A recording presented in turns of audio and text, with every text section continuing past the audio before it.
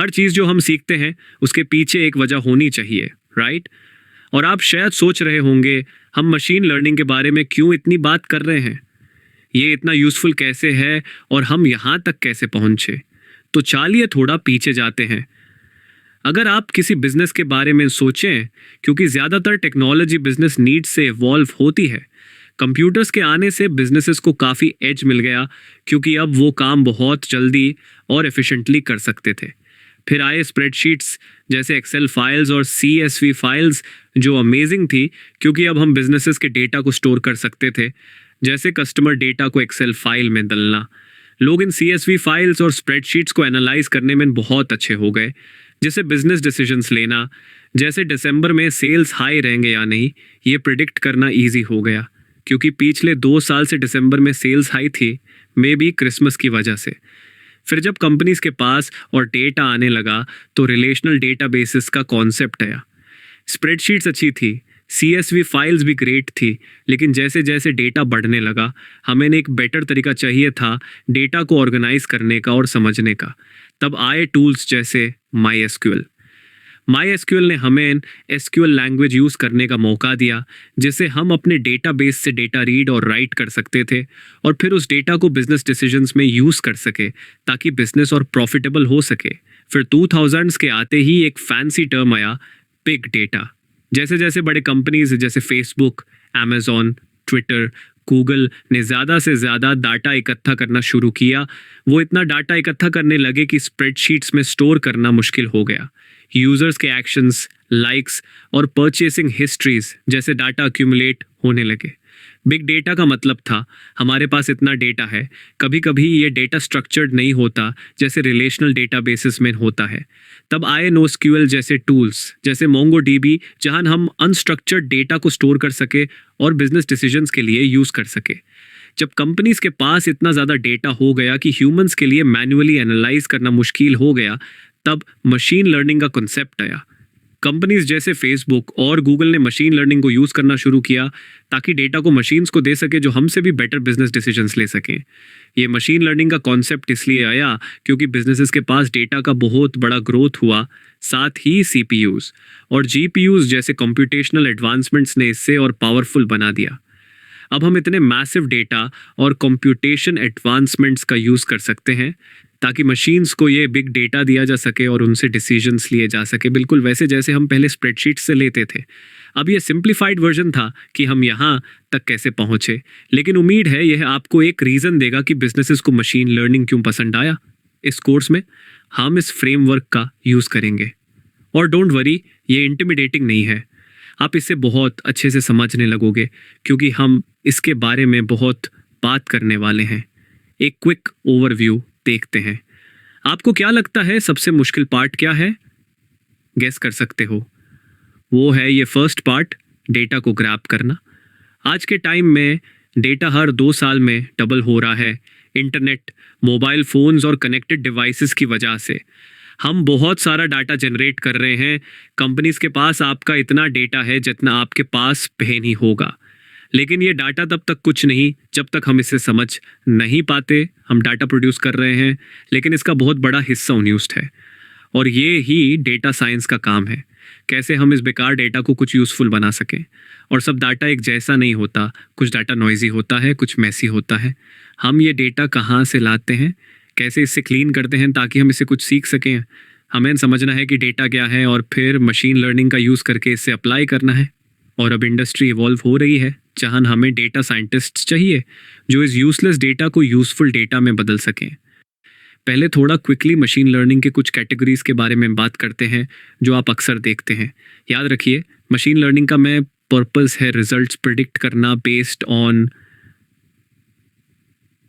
Incoming data, और ये सब कैटेगरीज यही काम करती हैं। फॉर एग्जाम्पल, हमारे पास एक कॉन्सेप्ट है जिसे सुपरवाइज्ड लर्निंग कहते हैं। ये मशीन लर्निंग का एक सबसेट है। सुपरवाइज्ड लर्निंग में हमें जो डेटा मिलता है उसमें ऑलरेडी कैटेगरीज होती हैं। इमेजिन करो जैसे एक CSV फाइल जिसमें रोज और कॉलम्स लेबल्ड हैं। यहाँ पर हमारे पास लेबल डेटा होता है और एक टेस्ट डेटा होता है जो लेबल्ड होता है। इसलिए हमें पता होता है कि हमारा फंक्शन सही है या गलत। तो सुपरवाइज्ड लर्निंग के सिनारियो में हम क्लासिफिकेशन कर सकते हैं, जैसे डिसाइड करना ये एक एप्पल है या ये एक pair. Machine learning model simply एक लाइन ड्रॉ करता है ताकि डिसाइड कर सके हे ये एक एप्पल है और ये एक पेयर। या फिर हम रिग्रेशन कर सकते हैं क्लासिफिकेशन के बजाय, जैसे इनपुट्स के बेस पर स्टॉक प्राइसेस प्रिडिक्ट करना। सुपरवाइज्ड लर्निंग का एक और यूज हो सकता है, फॉर एग्जांपल इंजीनियर्स हायर करने के लिए बेस्ड ऑन इनपुट्स जैसे उनके एक्सपीरियंस के साल, उनकी एज, उनके घर का लोकेशन या किस टाइप के कंप्यूटर्स वो यूज करते हैं। ये सारी इनपुट्स लेबल्ड होती हैं और सुपरवाइज्ड लर्निंग सिस्टम में यूज होती हैं ताकि डिसाइड किया जा सके क्या मुझे इस इंजीनियर को हायर करना चाहिए या नहीं। कभी कभी हमारे पास ऐसा डाटा होता है जिसमें लेबल्स नहीं होते और इसे अनसुपरवाइज्ड लर्निंग कहते हैं। इमेजिन करो एक CSV फाइल जिसमें कॉलम्स के नेम्स लेबल्ड नहीं हैं। कभी कभी क्लस्टरिंग जैसे टेक्निक्स के साथ हमें ग्रुप्स बनाने होते हैं या मशीन को ग्रुप्स बनाने देते हैं। फॉर एग्जाम्पल हम मशीन को बहुत सारे डेटा पॉइंट्स देते हैं और फिर मशीन डिसाइड करता है ओ ये एक ग्रुप है, ये दूसरा ग्रुप है और ये तीसरा ग्रुप है। या फिर एसोसिएशन रूल लर्निंग जैसे टेक्निक यूज़ करते हैं जहां हम डिफरेंट चीज़ों को एसोसिएट करते हैं ताकि प्रिडिक्ट कर सकें कि शायद कस्टमर फ्यूचर में क्या खरीदेगा। जब हम मशीन को ये नहीं बता सकते कि वो सही है या गलत, जैसे हम एप्पल्स और पियर्स के केस में कर सकते हैं, तो हम अनसुपरवाइज्ड लर्निंग यूज़ करते हैं, मशीन्स को कैटेगरीज बनाने देते हैं। फाइनली हमारे पास रीइंफोर्समेंट लर्निंग का कॉन्सेप्ट आता है जो बहुत इंटरेस्टिंग है क्योंकि ये मशीन्स को ट्रायल और एरर, रिवॉर्ड्स और पनिशमेंट के थ्रू सिखाता है। प्रोग्राम सिंपली एक गेम खेलता है मिलियंस ऑफ टाइम्स जब तक उसे हाईएस्ट स्कोर नहीं मिल जाता। शुरू में मशीन को नहीं पता होता कि वो क्या कर रहे हैं, लेकिन धीरे धीरे वो स्कोर मैक्सिमाइज करने के तरीके सीख लेता है। ये स्किल एक्विजिशन या रियल टाइम लर्निंग के लिए यूज़ होता है और आप इसे मशीन लर्निंग प्रोग्राम्स में देखते हैं जो वीडियो गेम्स खेलते हैं। लेकिन की आइडिया ये है कि मशीन लर्निंग के पास डिफरेंट कैटेगरीज हैं और अलग अलग तरीके हैं अपने गोल को अचीव करने के लिए।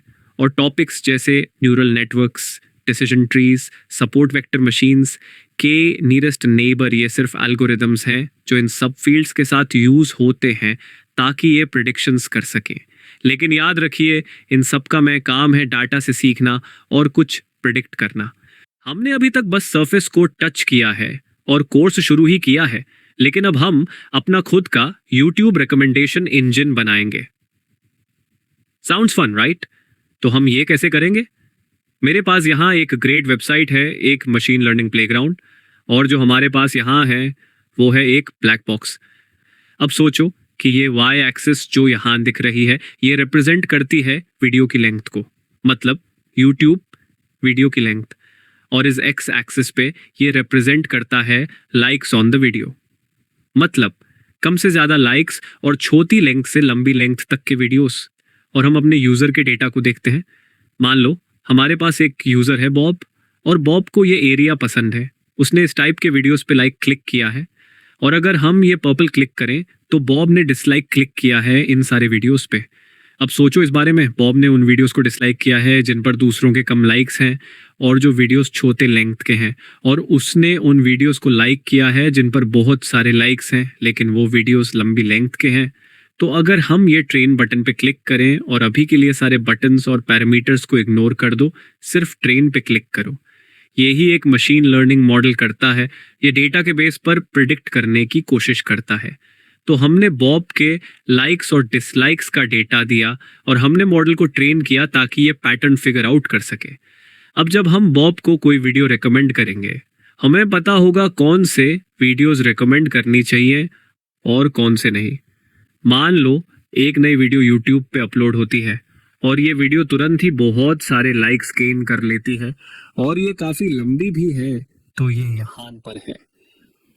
क्या हमें ये वीडियो बॉब को रिकमेंड करनी चाहिए? हाँ, राइट। क्योंकि पास्ट डेटा से हमने सीखा है कि हमें ऐसे वीडियोस रिकमेंड करने चाहिए जो इस ऑरेंज कैटेगरी में आते हैं।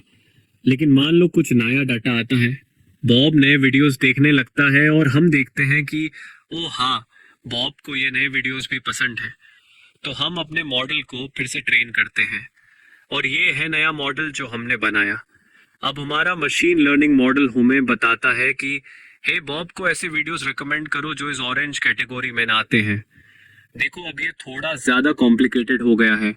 तो हर नए डेटा पॉइंट के साथ हम बॉब के प्रेफरेंसेस के बारे में ज्यादा सीख पाते हैं और फिर मॉडल को ट्रेन करते हैं ताकि डिसाइड किया जा सके कि हमें इन बॉब के यूट्यूब फीड में वीडियो रिकमेंड करना चाहिए या नहीं। जो हमने अभी देखा वो था अपना खुद का रिकमेंडेशन इंजन बनाते हुए। ऑब्वियसली ये एक सिंप्लीफाइड वर्जन है, लेकिन दिन के एंड में हम यही करना चाहते हैं।